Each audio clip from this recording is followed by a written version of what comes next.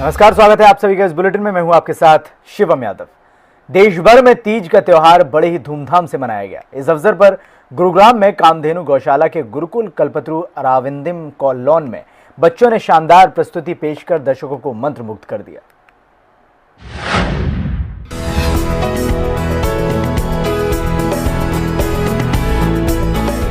गुरुग्राम के कामधेनु गौशाला में तीज के मौके पर गुरुकुल द्वारा एक बेहतरीन कार्यक्रम का आयोजन किया गया, जिसमें बच्चों ने काफी खूबसूरत डांस प्रस्तुत किया।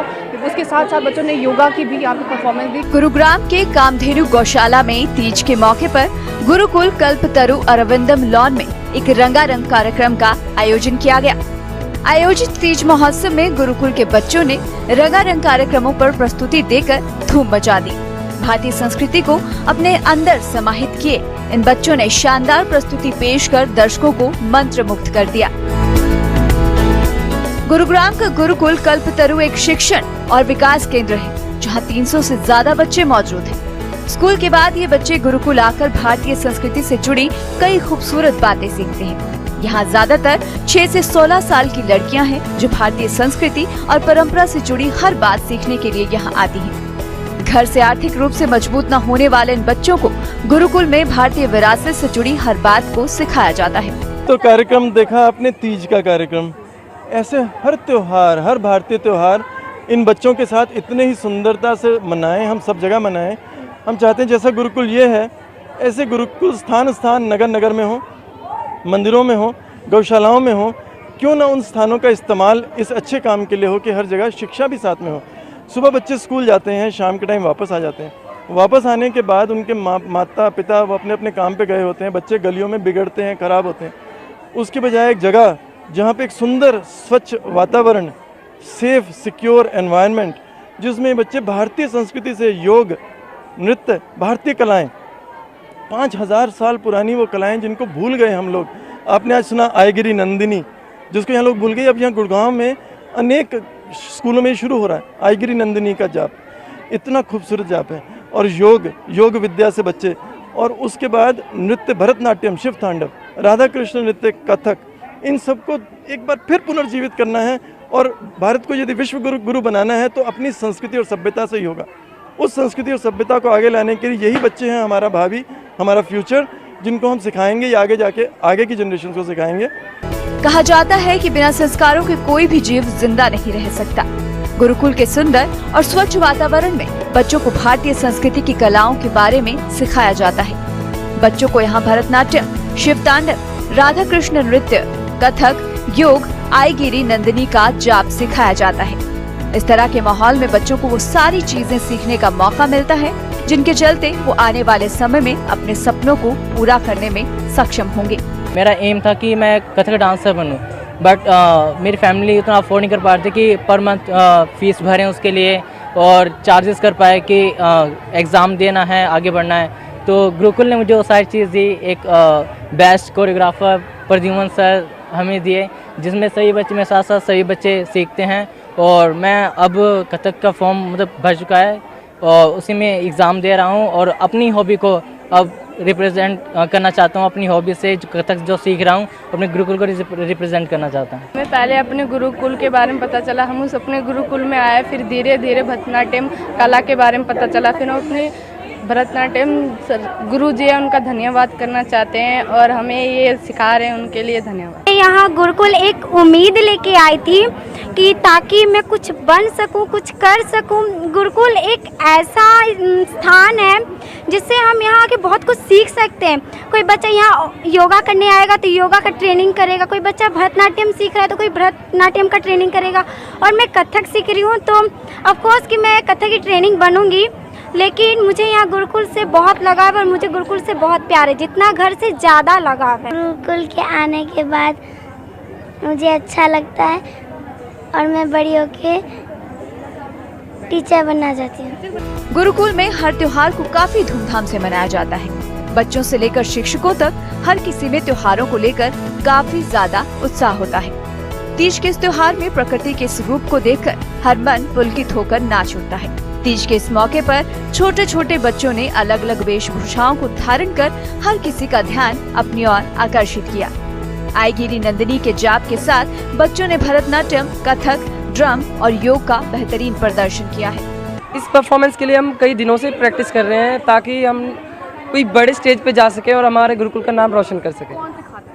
हमें हमारे अमित सर सिखाते हैं जो कि बहुत अच्छे डांसर हैं और योगा भी बहुत अच्छी तरीके से सिखाते हैं। अभी जैसे मैंने देखा था आप लोग योगा कर रहे थे तो बिना किसी सेफ्टी मेजर्स के साथ, बिना किसी सिक्योरिटी के साथ, तो किस तरह से हो पाता है भरोसा, किस तरह से हो पाता है कि अगर चोट लग गई तो किस तरह से? हमें सिखाया ही ऐसे जाता है ताकि जिससे कि हम अपना बैलेंस बना सकें और हम कहीं गिरे ना। हम लोग प्रैक्टिस करते समय गिरते भी हैं, चोट भी खाते हैं, परंतु परफॉर्मेंस करते टाइम हमारी गलती 100% नहीं होती है।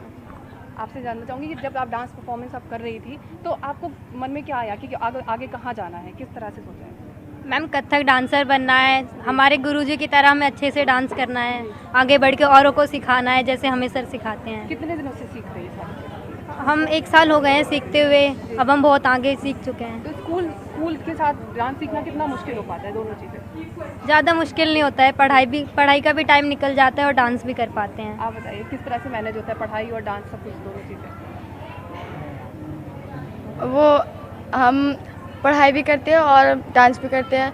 सुबह स्कूल चले जाते हैं, फिर 3 बजे यहाँ आके प्रैक्टिस करते हैं और सर भी आते हैं हमारे प्रैक्टिस कराने के लिए। इतने सारे बच्चों को एक साथ देखते हैं तो किस तरह से कितनी दोस्ती हो जाती है सबके साथ? एक साथ रह के कितनी दोस्ती हो जाती है सबके? दोस्ती तो बहुत हो जाती है बट जितना फ्रेंड रहना है वो अच्छा लगता है, हमें फ्रेंड ही रहना। हम बड़े ही खुशनसीब है कि हमें गुरुकुल में आने को मिल रहा है, बहुत कुछ सीखने को मिलता है। हमारे कथक के सर प्रद्युमन सर बहुत ही अच्छे से हमें कथक सिखाते हैं और बहुत ही बच्चों से बहुत अच्छे से सीखते हैं और सारे बच्चे डिसिप्लिन में रहते हैं। थैंक। हम सराय गांव से आते हैं, 2 किलोमीटर पैदल चलते हैं और जब यहाँ पे आते हैं तो सुंदर सुंदर चीज़ें सीखते हैं। हमें बहुत अच्छा लगता है जब अपने मन में लेके आते हैं हम पढ़ेंगे, हम आगे बढ़ेंगे और गुरुकुल का नाम रोशन करेंगे। बच्चों के मनोबल को बढ़ाने के लिए इस कार्यक्रम में उनके माता पिता, शिक्षकों और स्वयंसेवकों ने शिरकत की। कार्यक्रम का समापन वंदे मातरम और जनगण मन के साथ किया गया। गुरुकुल बच्चों के आत्मविश्वास और क्षमताओं को विकसित करने के लिए आत्म अभिव्यक्ति के लिए जगह बनाता है। अरविंदम फाउंडेशन के साथ चाहे जितना काम कीजिए उतना कम है, क्योंकि एक ये ऐसी जॉब है और एक ऐसी रिस्पॉन्सिबिलिटी है जिसको जब दिल करे और जितना दिल करे हम उतने निभा सकते हैं। यहाँ पर 300 से भी ज़्यादा स्लम एरिया के स्टूडेंट्स आते हैं जो कि स्कूल ज़रूर जाते हैं, क्योंकि बिना स्कूल जाने वाले बच्चे को हम यहाँ नहीं लेते। वो स्कूल के बाद यहाँ पर आते हैं, हमारे साथ बैठकर टिफ़िन खाते हैं, उसके बाद पढ़ते हैं। हफ्ते में 5 दिन पढ़ाई करते हैं और 2 दिन ये अपनी ही भारतीय संस्कृति वाली कलाओं को सीखते हैं। हम इधर एवरी संडे ऑलमोस्ट 40 बच्चों को हम महिषासुर मर्दिनी स्तोत्र सिखाते हैं। तो वो एक संस्कृत का श्लोक है और हमने इस जनरेशन को सिखा दिया और हम चाहते हैं कि नेक्स्ट जनरेशन भी संस्कृत के श्लोक बोल पाए। तो हमने ये श्लोक अपने माता पिता और दादा दादी से सीखा है, तो हमें बहुत अच्छा लगा इधर सिखाने के लिए। और हमने नए दोस्त भी बनाए थे तो साथ में सिखाने में बड़ा मज़ा आया था। कितने सालों से सिखा रहे, कितना टाइम हो गया? सिखा के अभी 1 महीने में सिखाया हमने। तो बच्चों को और क्या क्या चीज़ें सिखाना चाहते हैं? हम आगे और श्लोक सिखाने जाते हैं, जैसे कि विष्णु सहस्रनाम, ललिता सहस्रनाम भी है। तो आपने कहीं से सीखा है कि घर वालों से भी सीखा? मम्मी ने सिखाया हमें मोस्टली, जब से हम 4.5 साल के थे। यस। जब मैं छोटी थी तो तब से गुरुकुल आती रही हूँ और तब से लेकर अब तक, मतलब आज मैं जो भी हूँ, जो कुछ भी हूँ, बिकॉज ऑफ गुरुकुल, सिर्फ और सिर्फ गुरुकुल की वजह से। गुरुकुल में सोचा नहीं था मतलब कि भारतीय कलाएँ इतनी अच्छी हो सकती हैं। कथक क्या, भरतनाट्यम क्या, योगा, बैंड ट्रेनिंग, कहाँ देखने मिलता है ऐसा सब कुछ। बट हमारा Gurukul, God, because of God grace, it's a very fabulous place. And the main thing is that कि मैम एक जगह पे जहाँ से आप सीखे हैं वहाँ पर आपको स्टैंड मिल जाना is a very great thing. बहुत अच्छा था बच्चों का परफॉर्मेंस, जितना इंथुजियाज्म ज़ील जो बच्चों में था वो मतलब स्लम एरिया के भी जो भी बच्चे हैं, इन्हें बहुत अच्छा प्लेटफॉर्म मिला है। मुझे बहुत अच्छा लगा यहाँ पर और गुरुकुल से मैं काफ़ी टाइम से जुड़ी हुई हूँ और मैं हमेशा जुड़ा रहना चाहती हूँ। गुरुकुल में न केवल बच्चों के भविष्य को सुनहरा बनाने की कोशिश की जा रही है, बल्कि यहाँ की गौशाला में 2600 गायें भी मौजूद हैं, जहाँ उनका हर तरह से ख्याल रखा जा रहा है। ताकि उन्हें सड़कों पर होने वाले हादसों से और आसपास में फैली गंदगी से भी बचाया जा सके। ये गौशाला सन 2009 में बनाई गई थी।